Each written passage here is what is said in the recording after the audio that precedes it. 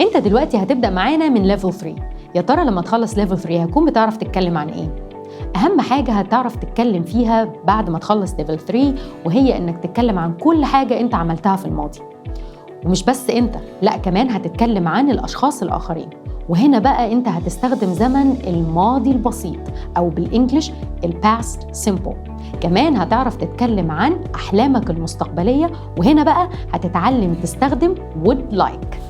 وهتعرف كمان تتكلم عن الأقارب وعيلتك وصلة القرابة ما بينهم، وهتعرف إزاي توصف الاختلافات والحاجات المتشابهة ما بين الناس. هتتعلم إزاي تتكلم عن التقاليد الأسرية. وآخر حاجة هنتكلم عنها هي الأكل. هتعرف إزاي تطلب أكل من مطعم، وإزاي تتكلم عن الأكلات الصحية والغير صحية.